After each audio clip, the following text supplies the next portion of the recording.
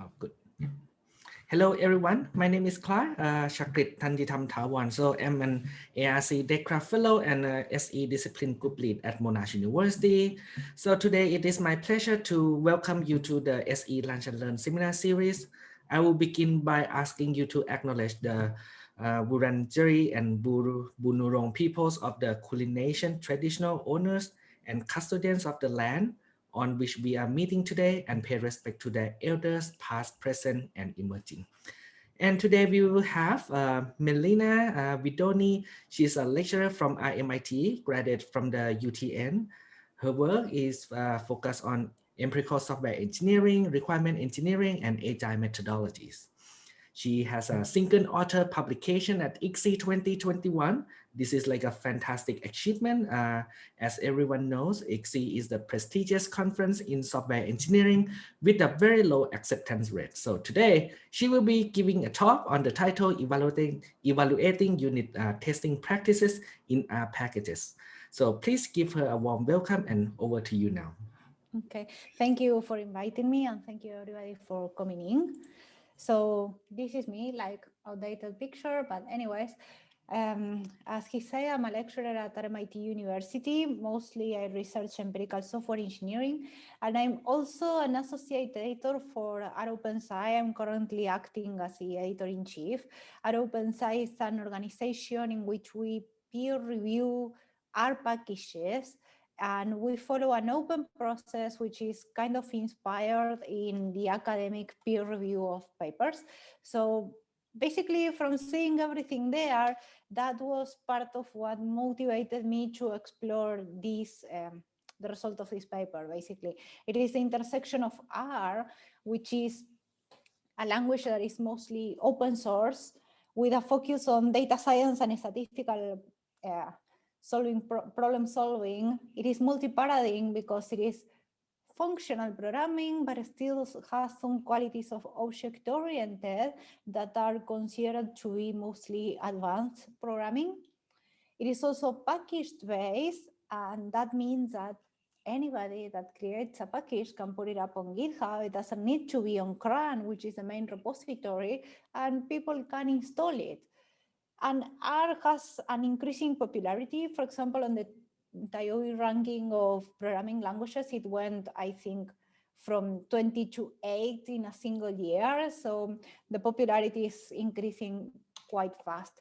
And the problem is that I wanted to study technical debt, but most studies focusing on technical debt, which are non-optimal decisions that developers complete on the software or take regarding the software. The problem is that most of that is studied on object-oriented programming. And on top of that, even on Java. So there isn't much in any other languages, and R is a mixture of everything. It is very different. It is dynamically typed. It doesn't have classes. It doesn't have encapsulation. And you can run it not only as a package, but also as a script. I'm focusing mostly on packages here, because in packages, you can do unit testing. The unit testing is mostly inspired by JUnit in Java, but we can see that through the paper, I will show you that it has several differences, and there are many problematics that need to be solved. So basically, my research questions were, first of all, are the packages well tested? Because I had this idea of a transient technical debt, because R is package based. So what happens if I create a package that is not correctly tested, right? And this other package depends on mine. Are the results and the quality of this package affected by the testing or the quality of the original one? So that was one of the things that propelled me to explore all of this of technical debt in R. And first of all, regarding unit tested, I wanted to know if they are well tested. After that, what are potential weak spots? What things are more prone while testing R packages to cause technical debt issues or test smells in this case? And also, how do package developers perceive the unit testing? Because if I only study the code, I may have like a partial perception of what was going on. I wanted to see what developers in particular thought about the practice of unit testing. So I conducted a mixed methods study. The first part is an MSR, a mining software repositories. So basically what I did is using the GitHub Advanced Search and define the inclusion and exclusion criteria. So I was searching for R packages that were originally posted during or after 2010, but needed to be maintained since 2018, so 2 years, because I was doing this on 2020, right? Must have a correct package structure and with all dependencies available. I was excluding forks or clones or packages that were not updated. Sometimes people do like personal packages that are a mixed match of packages. So you install one and it installs everything. That was excluded. Data packages were excluded. I also excluded packages that had functions that were part of a book, or packages that were a book in particular, like a book down or something like that. So I only wanted to have code. Yeah. And I ran the search. I obtained like 22,000 results. I did a basic sampling, so 95% confidence, 5% error, and it gave me a number close to 400. So that was the number of packages I ended up selecting. By writing the search here on this advanced search, some of the exclusion criteria, I was already able to filter them down, so I didn't have to actually filter much of it afterwards. However, I still needed to do some analysis. So I did that initial selection, obtained the 405 repositories, and did a first screening. Basically, there are some times that they are still data packages, but I wasn't able to filter that with the search, or they were books or things like that. That is what I filtered through the first screening. On the second screening, what I did was running cover. Cover is another R package which basically runs a coverage analysis if you are using test.dat. So I ran that analysis in particular. This was quite complex because cover is unstable, to say the least. So the easy case was in which cover ran and the test ran perfectly. Yeah, yes, basically. Test that will be like JUnit, basically, if you are programming in Java. So I run cover and run test that. In that case, if everything ran correctly, perfect. Then in some cases, test that fail. Yeah. And in those cases where, for example, they were downloading data or saving data on a fixed path that I didn't have in my computer, or the test was depending on an installed package and that version wasn't available anymore, things like that. On the NA, neither cover nor test.dat core ran, basically. What I had was that, yeah, the package had the structure, like the folders, and it was empty, and it didn't have anything, so there was nothing to run, basically. Or another very problematic thing was that they had the functions, and the functions were not actually test cases. It's like just regular functions that they will run manually, but they were labeled and structured like if they were using test.dat, so there was no automated testing to run. And in other cases, cover failed directly. So if cover failed and test.dat still worked, I kept them. Then the others, I had to check individually what was going on. In some cases, test.dat also failed, which meant that most of the tests were failing directly. Instead of passing, they were failing. And also the NA in which they couldn't run in particular. It was quite astonishing to see that so many packages had failing tests on the main branch, on the branch that depends on CRAN, basically. So after doing that automated second screening, I went back and checked everything manually. And so the results of the second screening didn't change, basically. I didn't end up doing a snowball. That step would have been a snowball in a systematic literature review, basically. After that, what I did was a survey. The survey basically has this structure in general. So the demographics were quite basic, only about how many years they had of experience, how many packages, and then about the practices of coding and what they think about coverage visualization and the test passings. So it was implemented on Qualtrics, and I contacted people by email. So how did I find my participants? Let me show you. So our packages usually have this file that is called description file.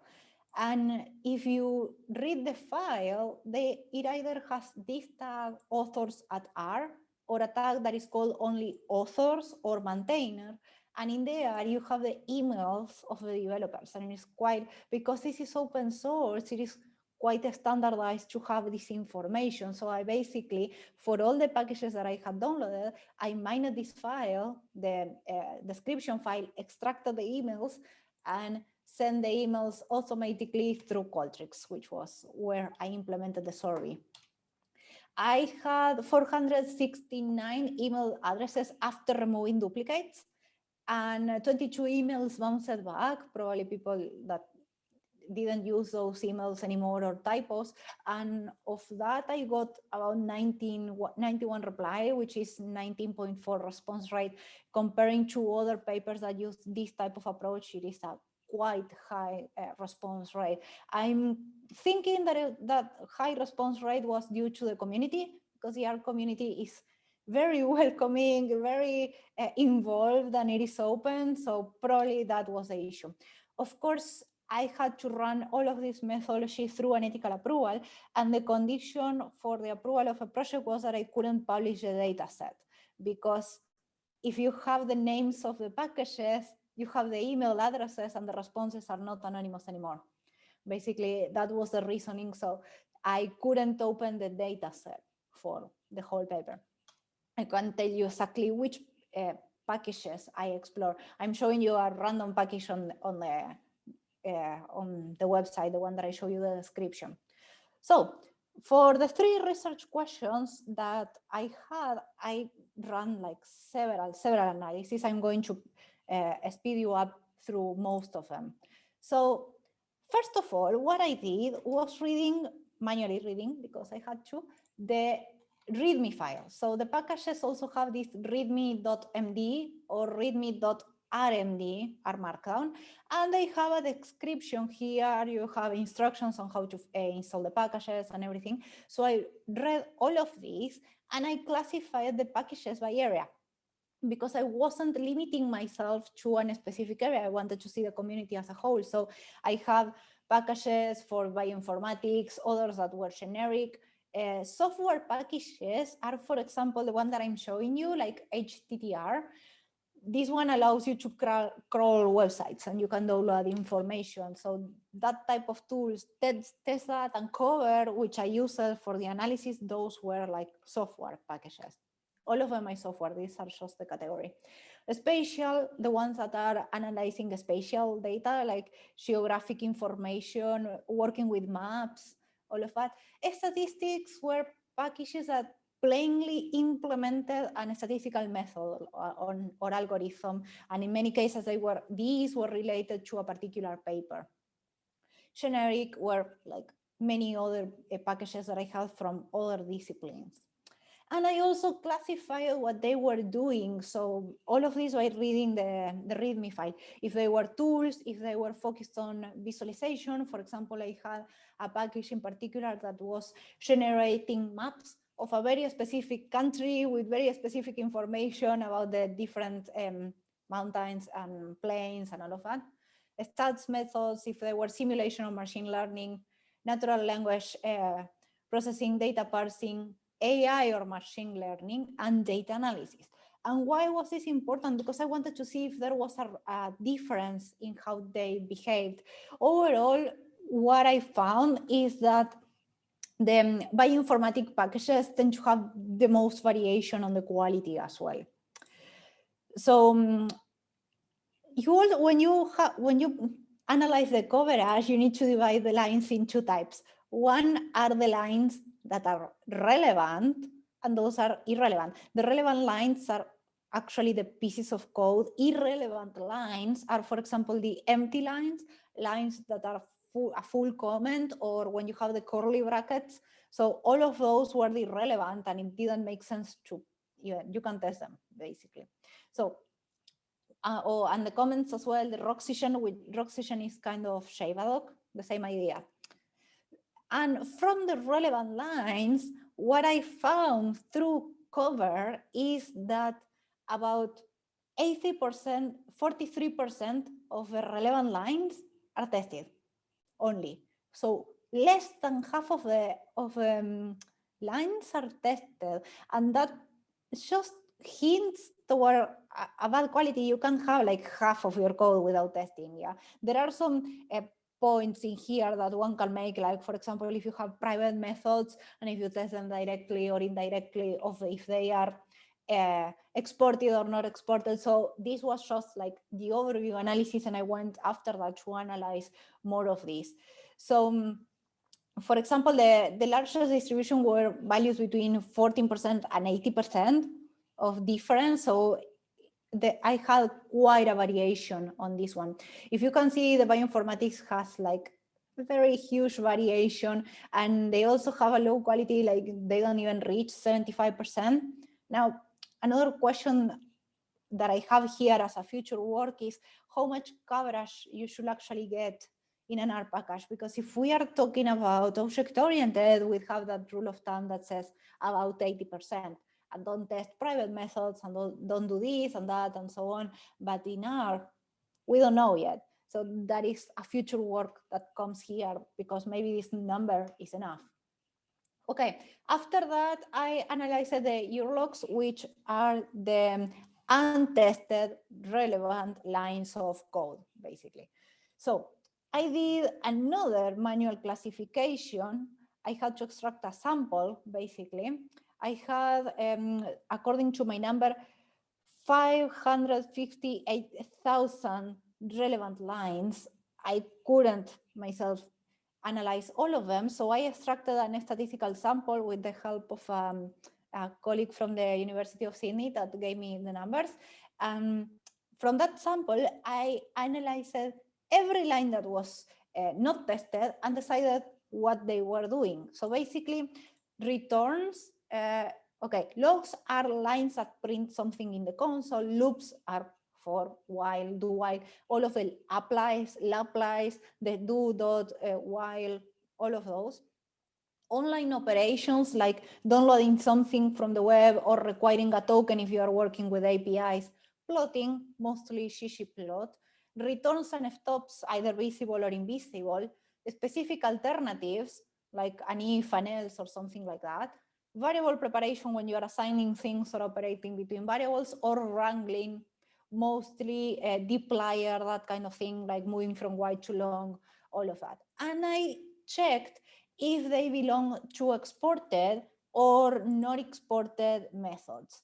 Yep. So that is the different colors that you see here. What I found is that about 55.3% of these lines belong to non-exported functions. Yeah, so they are equally, mostly half of the testing is done on non-exported, which will be the equivalent to private methods in Java, and the rest of it is done on public methods. So that is a manual classification that I did. Those were all the lines. That is a sample that I actually analyzed, 1,400 lines, more or less. So also what I had is that 32.6 only are specific alternatives. So for example, they had an if else, but they were testing only the if or only the else, not both. Or if they had an if else, the same, they were testing one of or two of the cases, but not all of them. So a key point when you are doing testing is try to test all of the specific paths that your code can take, and they weren't doing this here. So this highlights an smell because basically not all of the paths are being tested. After this, I ran another test and I decided to check how informative the asserts are, because you know that when you do a unit testing on mostly any language, you can print a message, right? and that message will give you some information about the test that you are running, basically. So I did another sampling because I couldn't analyze everything. And first of all, what I did was running an automated script and see how many of the different package of the different asserts had a written text message. The number that I got was at 98% had a written text message, and 0.5% stored the text message in a variable and printed that variable.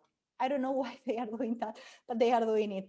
And I also run a word count, and most of the messages are between 3 and 7 words because I was analyzing only packages written in English. That is more or less fine because in English you don't need to have like so many words to explain something. It's not the same as with other languages in those cases. So again, I had 1,400 test methods that I checked, and I started studying the quality of the messages. So basically, I evaluated them in two aspects. Clarity, so how easily you can understand them if they have like very technical words, because in here we not only have words related to the technical aspect of programming, but also to the statistical aspect, because if they are implementing something related to an algorithm, they may be testing the algorithm, not the code, but the algorithm that they are implementing, and the wording they choose is statistical, basically, like that will be their business logic, if that makes sense. And the understandability as well, which is mostly related to if I was capable of understanding what was being tested without seeing the code, because when you see these messages, these logs about the testing, you don't tend to go and search for the test to understand what is happening. And because I had researcher bias, because it was myself only doing this, I basically, every manual analysis was run twice. I ran it, I waited 2-3 weeks, and I ran all of them again. And with that time difference and everything I learned in between, I then compared the differences between both results and merged the problems and the differences, and those were the results that I got. That is an approach that I found in another paper that was listed on the limitations at the end. So overall, the problem is that the messages are very unclear. They have like one or two, and I have several of them, like almost 40% in total. And the understandability is also complicated because most of the packages don't have a clear structure on the messages. When you are reading Java, or for example, I read a lot of C# as well, like the messages tend to be consistent. They always follow the same structure. They don't in here. And sometimes they, for example, the word error in software, you interpret that as a fault, right? But statistically, an error is a completely different thing that may not actually refer to a problem in the code. It is actually a variable. And sometimes they were using error, a statistical error, but when you read the message, it wasn't understandable because a unit testing message is expected to be on more on the programming jargon side rather than on statistical programming, statistical jargon. Now, another important thing is to have tests that are well organized, right? With a correct structure. For example, if you look at a Maven or a Gradle project, you have this idea that every folder that you have on the main Java file, you need to replicate that on the test structure so you can find everything and put a specific type of names on the test files. I wanted to see how this was happening here. So I crawled the code and automatically analyzed the code to see how many files were on the test folder, how many test methods per file, how many asserts per file, and how many asserts per test method, like every possible definition. These are the, I don't know if you see my cursor, but the code in this table, I'm going to use that on the other, on a diagram that I'm going to show you. So in here, for example, what I'm looking at is the proportion of repositories. These are files per repository, test methods per file, and the colors are assert per test method. Basically, I tried to divide it as much as possible to see what was going on. And these numbers that you can see there are not random, but are the quantiles, sorry. I analyzed the quantiles using R as well. You can see that all of the plots are done in R. So I analyzed that and then classified the different results according to the quantiles to see exactly how many of them were between those lines. So we can see here, that is the higher point that we have. Yeah. So most repositories tend to have 3 to 6 test methods per test file and 2 to 4 assertions in each, which is kind of problematic because, for example, you have 4 asserts, right? And the second one fails, the third and the fourth one won't run. Yeah, that test method is cropped here, so you only run 2, and you don't know the result of the other ones. That is one of the main points for allocating 1 assert per test method, right? If you don't do it, that means that, yeah, I got a fail on my test, but I may be missing results. So my tests are there, my asserts are there, but I may not be able to run all of them, which ends up being quite complicated. And for example, another thing that happens in Java is that you have, I don't know how familiar you are with testing in Java, but you have these annotations before all, before each, or after all, after each, which every method that you label with that will run before every other test method runs. The problem is that TestThat, the framework that you use to test R, doesn't provide that. So every person testing something had to initialize everything inside the test methods, before the asserts, basically. So something that could be written in a very short way was ended up being like a wall of text, very complicated to read, and with lots of operations in between that may fail. And sometimes, remember that I mentioned at the start that some of the tests were failing? In many cases, they were failing because that initialization before the assert had an error instead of the assert itself, which is even worse. So after this, I also had to study what type of asserts we had. The TestThat provides several, but I found an increasing, a very important tendency to define your own, because everything is extendable in R and you can create your own asserts in this case. I found that many people were doing that. So according to my note, TestThat has 27 default assertions, but only 21 were found in like 400 repositories, only 21 type of asserts out of 27. And if you can see it, the plot is like very skew. They don't have a not equal, for example. So the ones that were left were expect condition, vector reference, map equal, invisible, and visible, which are referred to a type of return. And yep, everybody is doing expect equal and nothing more. This is very important because when I ask the developers, when I show you the results of the survey, you will see that most developers are quite unhappy about the tools. And this may be something because they end up creating like several asserts on their own and doing customs. So for example, all of the assertions, 80% were user defined. And in many of them, they were still, for example, the expect equivalent, that was like very used and everybody made a custom definition for that one as well. So this was the fact that TestThat is problematic. We already saw it when we established that it is missing the before all and before each, and the developers are quite annoyed as well because of this. I asked them on the survey, and I will show you the results. Basically, it came up very, very commonly. Okay, now the type of asserts. When you are testing, you generally test the common cases, the edge cases, which are things that are not as common, like, for example, exceptions or very large numbers or things like that. And then you have the dummy. Dummy tests are, for example, if you do expect true and return true directly. And we had automated, like the ones that run through test.dat, and manual. Now, in the context of R, some manual tests may be acceptable. So suppose that you want to evaluate the readability of a plot, like the font size and all of that.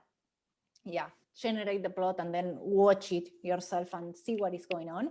But in other cases, most of the tests can be done manually, can be done automatically, and yet we still have a lot of manual tests going on. But the worst thing that you can see here is that most of the tests is common. They are not testing exceptions. They are not testing like very large numbers or very complicated things. They only test like the easiest, dummiest possible return. And in many cases as well, what I found was that they were doing like some manual analysis, and after that return true, and the assert was expect true. So they did something, and because they didn't have the proper assert to evaluate it, they just return true, and then manual check whatever was generated. It's not the most positive thing, is we see that only almost 82.5% is only common cases.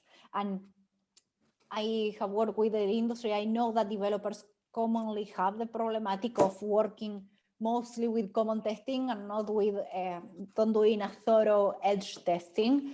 That was, for example, there is a paper on that as well, but they only analyzed Java in that case.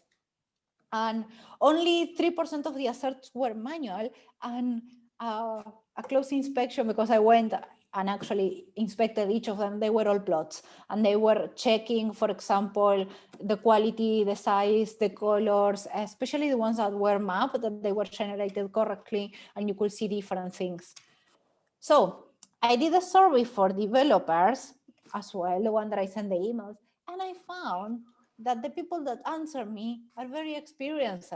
So most of them had more than 5 to 10 years of R programming. I didn't ask about other languages. I specifically asked about how many years have you spent programming in R, something like that. And more of them, like the vast majority, had more than 5. So the green, and the rest of, and the second top was 10 plus years, which is a lot. 27.5% of the respondents had more than 10 years. And also, I had a very large number of people having a lot of packages, like 2 to 5 and 5 to 10. And this was asking only about packages published in CRAN. Yeah, I didn't ask about packages on GitHub, because sometimes in GitHub they put like everything. I wanted to know exclusively if they had something in CRAN that at least had gone through the CRAN checks. And I was surprised because most of the people were very experienced, which makes the results even worse, because if we see it, they prioritize, the type of testing they prioritize is evaluating functions individually. They don't tend to check how much they integrate. And remember that you have the 4 types of testing, right? Unit, integration, system, and acceptance. And they are not doing that much of the other. They are mostly focusing all of the efforts on unit testing. And about 12% indicated that they are only testing manually. They don't even test out of, and it's not related to plots. It's like everything on their packages is tested manually. And that may be because of the nature of R, and some things are complicated to test. Because, for example, if you have a ggplot object, you will have to start checking all of the composition, the variable. So it is far more time consuming. But this also incurs in automation debt. So if I want to use one of those packages and I want to make sure everything is working, I want to run the unit testing, and I can't, because it is going to fail anyways and give me an incorrect number simply because it is manual. So was kind of complicated, that result. Also, 58% responded that they wanted better documentation, tutorials, and examples. And we are talking about people with more than 5 years of experience in our programming. Most of the, we saw like almost 30% had more than 10 years, and they are still annoyed by the documentation and the tutorials of two packages that are used for testing, because according to my survey, only 1% of the people I surveyed used something that wasn't covered and tested. So 99% are using the same tools over and over and still don't know how to use it. And for example, 16%, when I asked them specifically about the challenges, 16% told me that the lack of testing experience was a serious and very serious issue. There are several papers that argue that the R community is not mostly composed of people with a technical background on programming. What I mean by that is that people that didn't went through a software engineering bachelor or something like that, that they learn programming from a statistical point of view or as a tool to do something during their PhD, and that composition may change how they check and what they do. It's not the same thing if you are like hammering a bachelor student with test edge cases, and they don't do it, and something that somebody that is a more experienced professional that finds that information. However, we are still discussing like very experienced people, and about 10% of them told me that they still have or face a very steep learning curve with regards to testing, which is several, in my opinion, it is very important, because you can't pass 5 years and still have problems with testing, with the testing as the concept and not how to adapt that testing to a particular business logic, which was something that I didn't cover in this study. And another common error that I have seen, or problem that I have seen, is that you have the test, you run them, everything is working fine, and then you have an error, but the tests are passing. And when I asked that, they told me that at least 58% told me that this happened to them more than once, like often. So the tests are useless, because the idea of having tests is to actually find the bugs and the problems, and they are not doing it. So, and on top of that, you have 22% that say at least once, and 9% did not remember, so we can't count them. Now, in terms of coverage visualizations, due to being part of our OpenSci, I have seen that most R developers go with like, let's have 100% of coverage all the time. And I wanted to see if there was an impact on that. So if that number, the number of coverage, was impacting the morale of the developers, basically. And I got that 30% of the people told me that it motivates them. Yeah. And about 25% told me that they always follow the coverage visualizations. They always try to get 100%. But the problem is that we saw that they were doing it through common testing and not by testing edge cases. There was no equal possibility of testing both of them. So the coverage in this case can be considered to be sort of useless, because you have the number, but it is not correctly done underneath it. Now, in terms of results, I know that I spoke a lot. So I matched all of these tests that I did to different types of smells, of unique testing smells, and every of these results that I show you ended up being a weak spot. So we have inadequate unique testing because the relevant lines that are being tested, half of them are not being tested. The alternative paths are not being tested. There is an elevated variability of coverage between different packages. And they are also focusing on common cases and not in edge cases. We have obscure unit testing because the asserts messages are very unreadable. They have multiple asserts per test method, which interrupts the testing, as I explained, and they have many custom asserts. And the problem of the custom asserts is that you don't know how it is implemented. You may read assert equivalent, but assert equivalent, we have something like that in Java.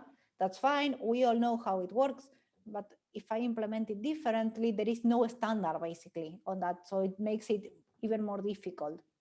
Improper asserts, because we are testing multiple common cases, excessive custom asserts, and developers are still finding bugs after everything. So most of the survey participants told me that they had like 5+ years of experience, but they still faced a steep learning curve and wanted more tutorials. So it is kind of conflictive and may indicate that, yeah, they still may have a lot of experience regarding programming, but not regarding testing. Limited text execution, because at least 20 papers, or not papers, the repositories were filtered because they only had manual cases.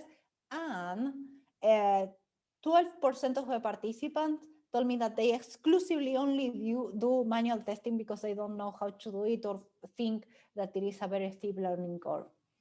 And 3, improper test design, because if this language has visualization as something so important and it is a part so relevant, maybe we should have something to allow us testing that as well, and not simply generating the plot and that's it, right? So what challenges face the developers in terms of testing? First of all, the lack of training. For example, I have some notes here. I'm going to read you what one of them told me in particular. It is on the paper if you want to read it, but that developer said, honestly, anything that will make it faster to automate bits of unit testing. I do a terrible job of testing, and it is largely because it just takes so much time for so little immediate benefit. Another person told me, understanding how to build tests for data science and data tables generally. And another person told me, easier ways to generate test data that is small and easy to include in a package is the documentation of test results, changes to track function changes over time in a documented way, because yeah, it is open. The whole thing about R is open, but they still have a lot of problems in terms of documentation. So incomplete tools. And for example, so related to this, to the first challenge as well, sorry, another developer told me, I want a document that will explain how to create meaningful, efficient unit testing beyond just boosting the code coverage. So they were kind of highlighting, I don't know, very interesting. So the findings. I cannot say after everything that I found, a mix of manual and automated testing and checks and analysis, the testing is not comprehensive and it is not high quality, which may impact on all of the packages that depend on these packages that are poorly tested as well. I identified a lot of technical test dev smells, and I used the classification that we have by default for object-oriented, yet I still find them here. I can still see them here and in the same way. And developers, even if the ones that I surveyed are very experienced, they are still facing numerous challenges. So where do we go from here? First of all, analyzing other types of debt. I have been working on self-admitted technical debt and in documentation debt as well. And what I told you from the start, what is the ideal coverage for our packages? They focus so much on this number that I think it is relevant, mostly because I can't say that the same number that we use on object-oriented is valid here, mostly because it is a different paradigm and it has a different type of use. The impact of testing or not testing non-exported functions, because in my study I found them that they test them equally. And in object-oriented, you should have that general rule of thumb of not testing private methods, but we don't know here. So it should be explored in the future as well. And most importantly, how do we improve the existing unit testing tools? Because everything in my study points towards test that not being enough and having several problems. So how do we test them? And that's it. Thank you for listening. And I don't know if you have any questions. Okay, thank you so much, Melina. So just wondering if anyone would like to turn on the microphone and ask a question.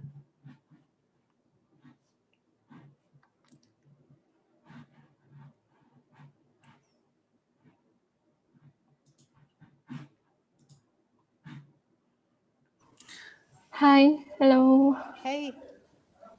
Hi, I'm Big Pathanamon Pamerna. I'm from the University of Melbourne, so I'm actually sneaking in.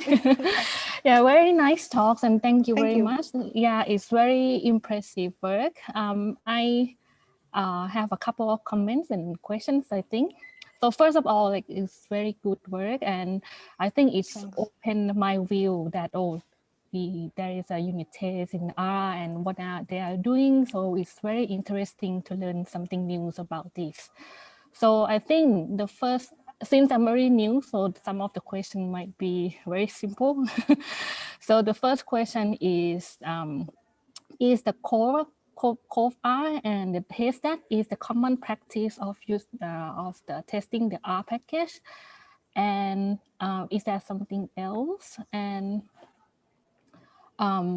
what is the motivation of the developers who use them and do not use those unit testing? Do you have any comments about that? So there are several packages for testing, but I've checked them on CRAN. So if you go into CRAN, you can actually see how many downloads each package has. TestThat is the testing package provided by RStudio, which is the main ID for R. And basically it's like the whole community gravitated towards TestThat. It has far more downloads than any other package. And there is one that is called a small unit or a small test, something like that. They have like 1% of usage, like very different. And even in my survey, the developers still told me that 1% used something different than TestThat. So it's kind of like the de facto standard it will be for R. The problem is that TestThat and all of this, what you saw here, is for packages. I didn't evaluate testing scripts because that is a complete different thing, and there are no rules. Like everybody that I talk to doesn't know how to test the scripts, basically. So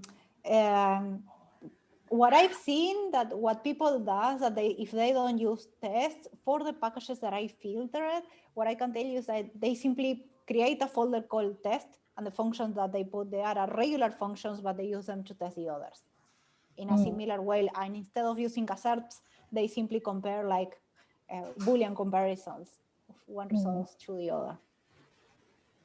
I see. Yeah, I think one of my idea is very similar to your future work as well. Like, I'm very interested to see like if they seriously use the unit test, how well they can improve the R package that or how much they can discover the issues.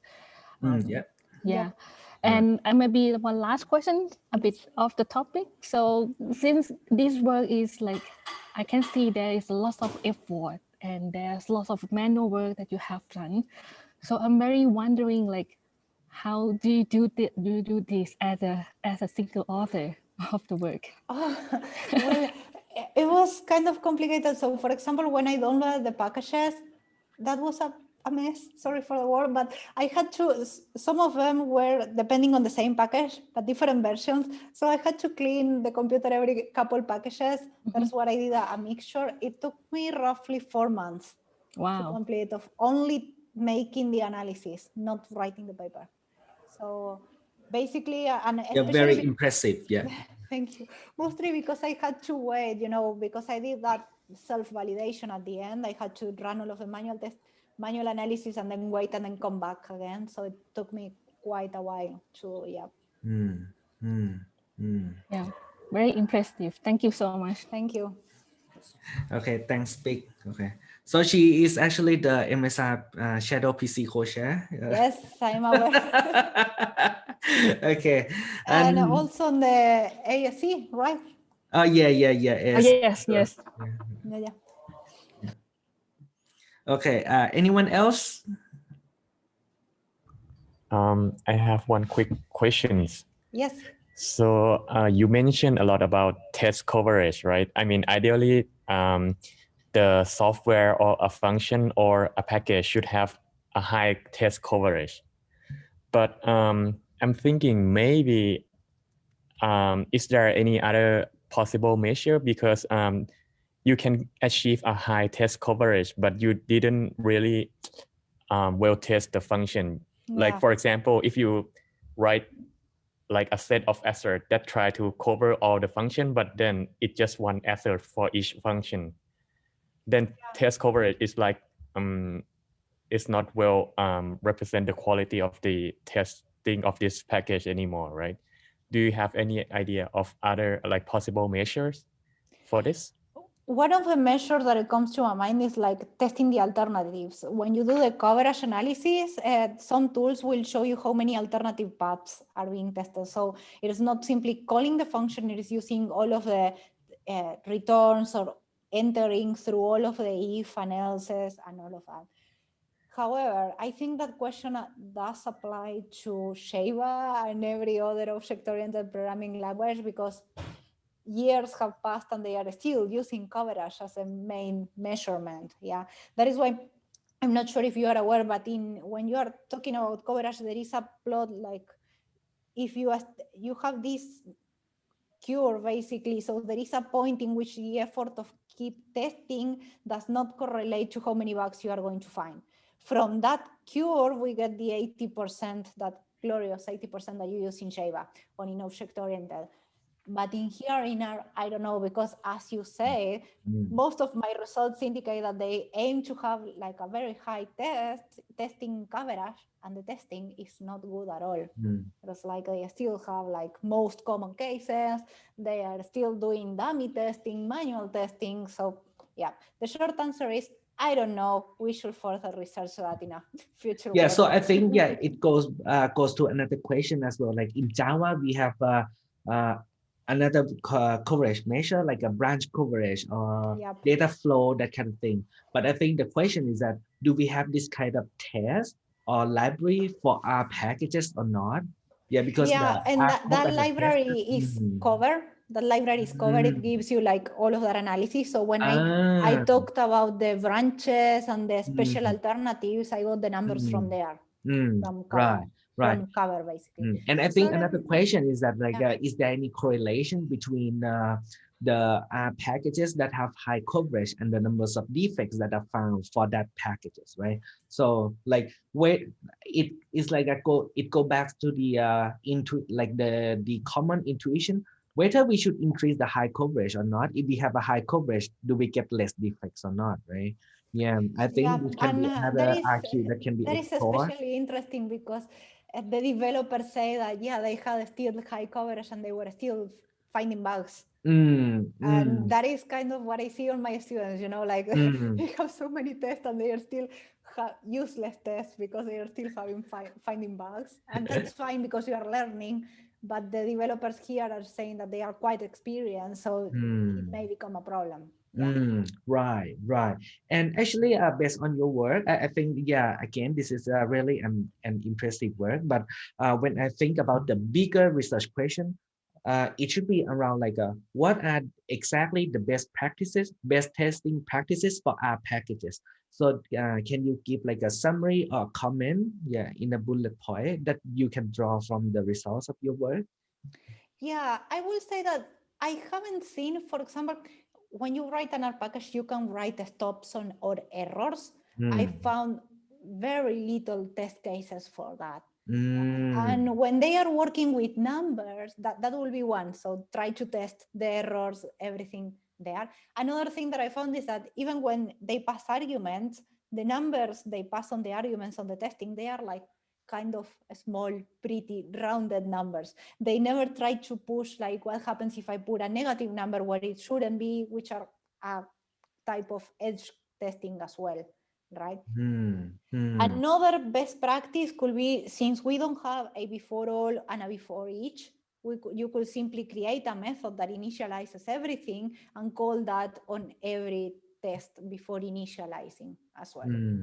So instead of repeating the code, you do that. And finally, the same structure for testing that you have in Maven or Gradle, like you replicate the folder structure on the test folder, because it allows you to find better things, and put in a single assert per test method. That is the best.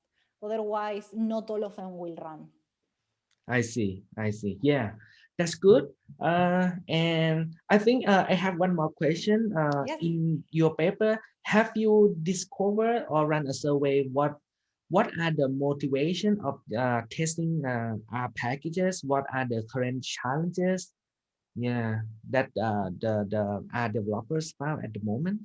Yeah, I have so what I found basically, the summary will be this. You have the table with the smells, like yeah, I think these are you basically mentioned, the smell that I found.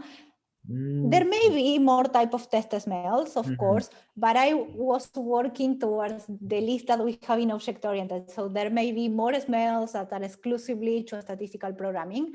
And I think that the worst developer challenges are these two, like lack of training and incomplete tools. So for the previous since one, the tools are open, I would say, why don't we improve them and do yeah, pull I requests agree. on test that and improve them? Like, don't wait for them to do it. Let's just propose something, basically. Right. Exactly. Yeah, I agree. Yeah. So for the previous slide, how do you group these categories? Like, do you do the open coding? This one, yeah.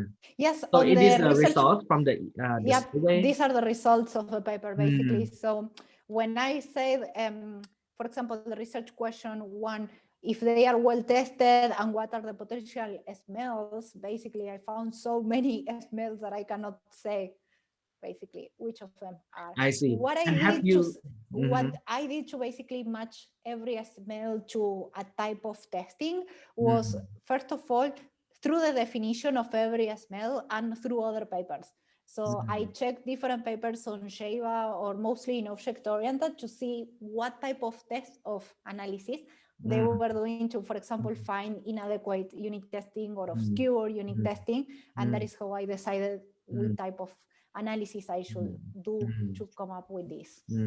Yeah, I see. Actually, like it would be great if we can explore further, like which test mail here are the most important and the most challenges from practitioners' point of view. Then we can prioritize like which direction that we should go first. Yeah. Yep. Of course, I think that to the best of my knowledge, this is kind of like the first paper on testing in R. Yeah. So I first needed to see like what is the current state of the art. What do we have here, and from there move forward. So I would like to explore, for example, what should be the best tool, because maybe what we know in Java is not the best in R. What other type of testings we can do? And I think that the one that I find more interesting is how do we test scripts? Yeah. Because scripts don't follow functions. So how do you test them? Yeah. And these kind of research questions are really interesting and important. Yeah. We can set up like a survey and conduct an interview with the developers as well. I think the good thing is that our community is quite welcome. So yeah, I think I like it. Yeah. Okay. That's good. Okay, sorry, I also have a quick question. Thanks a lot, Melina, for the great presentation. That was really impressive. So as a sole author, did you get any concerns from the reviewers about because you needed to do a lot of manual analysis in terms of the accuracy? You mentioned that you did some of the analysis in different times so that it's not biased toward yourself. But then in terms of the technical background that different analysts might have, did you have any problems with that? No, apparently I explained everything on the threads of validity. So I was aware of the problematics. And I think that the most, that the one that is more, that has a larger threat is when I classify the asserts, because the rest of the analysis, they were mostly automated, and the other manual analysis was just reading the README file to get the type of a package. So they weren't very relevant. The others were just automated analysis, and I will just take the result, parse the result, and obtain something mostly, or the sampling, which I just did the calculation and obtained the sample, basically. Okay, good, thanks. Okay, thanks everyone. I think We are 5 minutes over the period, the session a little bit. So I'm gonna wrap up everything. So thank you so much, Melina. Yeah. Thank you for inviting me. Yeah. Thanks a lot. And then, yeah, we'll see you soon. I will drop by RMIT one day. Yeah, you should. Okay. Thanks a lot, everyone. I will follow up with you later in the email. Yeah. Okay. Okay. Thanks. Yeah. See ya. Okay. See you. Have a great day.